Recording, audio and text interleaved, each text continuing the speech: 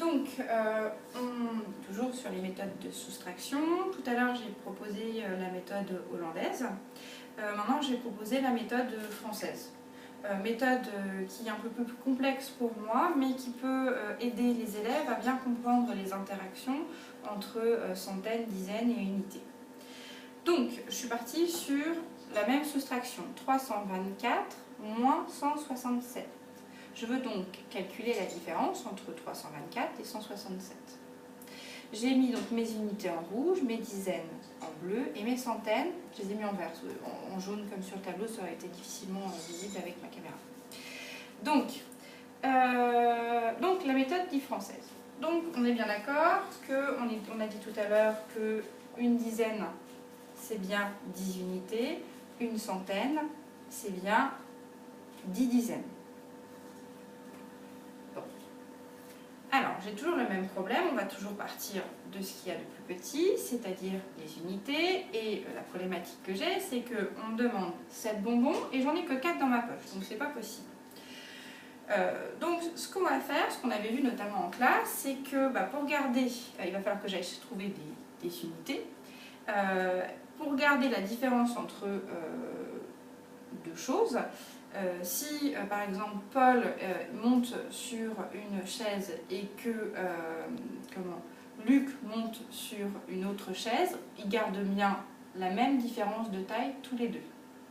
Donc en fait, ce que je veux dire par là, c'est que je vais réussir aussi à prendre des dizaines. Donc je vais en mettre une ici. Mais si je mets une dizaine en haut, il faut aussi que je la mette en bas pour qu'ils gardent la même différence. Bon. Le problème que j'ai, c'est que là, ça me fait pareil. C'est-à-dire que j'ai 14 moins 17. 14 est toujours plus petit que 17. Jusqu'à là, on est d'accord. Ce que je vais faire, c'est que je vais prendre la barre du haut et je vais la changer en unités. 2, 4, 5, 6, 7, 8, 9, 10. Et je l'enlève. Et ce que je vais faire, pour garder toujours la même chose, c'est que là j'ai toujours mes 14 moins 17, c'est pas possible, je vais prendre cette dizaine et je vais la mettre avec les dizaines, je vais la mettre à côté. On gardera la même différence, puisqu'elle est toujours sur le chiffre du bas, mais elle part au niveau des dizaines.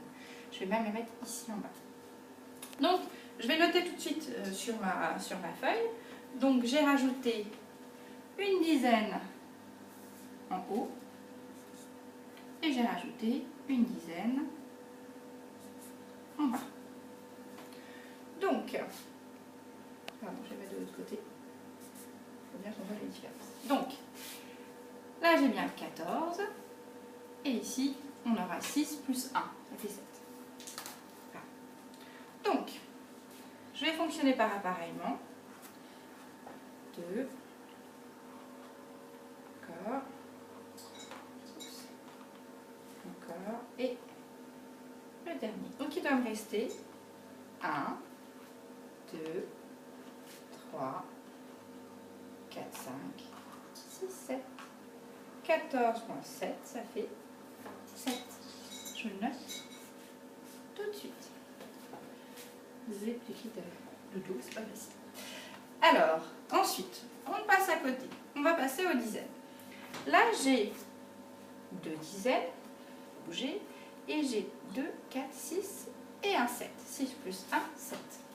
J'ai toujours le même problème. J'ai 2 bonbons dans ma poche, on m'en demande 7. C'est pas possible, 2 c'est plus petit que 7. Donc il va falloir que j'aille trouver encore d'autres dizaines. Ces dizaines, on a dit qu'on pouvait les trouver dans les centaines. Donc je vais rajouter une centaine en haut. Et si j'ajoute une centaine en haut, pour garder la même différence, il faut que j'ajoute une centaine en bas. On est d'accord? Je vais décomposer cette centaine ici en dizaines.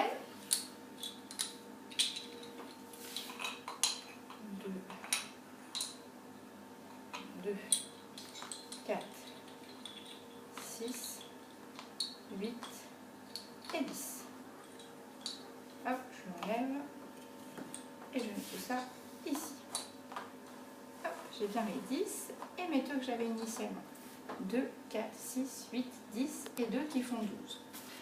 Ici, j'ai toujours le même problème, il faut que je fasse comme tout à l'heure avec les dizaines, j'ai passé ma centaine avec les centaines. Comme ça, je garde bien la même différence et je peux avoir quelque chose que je peux soustraire, c'est-à-dire 12 moins 7, c'est possible. Donc je vais tout de suite noter par contre ce que j'ai fait, c'est-à-dire que j'ai mis une centaine ici, donc je viens d'où, et j'ai rajouté une centaine en bas. Donc, on va fonctionner par appareillement.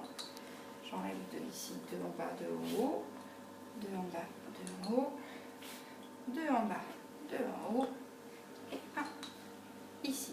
Il me reste une dizaine, 2 dizaines, 3 dizaines, 4 dizaines et 5 dizaines. Je vais le noter tout de suite. 5. 12 moins 7 égale 5. Il me reste les centaines à faire. Donc là, je vais fonctionner directement par appareillement parce que j'ai 3 centaines et 2 centaines ici. 3 et 2. Donc, j'en enlève une, j'en enlève 2. Il m'en reste une en haut. Et donc là, je note 1. Donc, la différence entre 324 et 167, c'est égal à 157, une centaine, 5 dizaines et 7 unités. Voilà.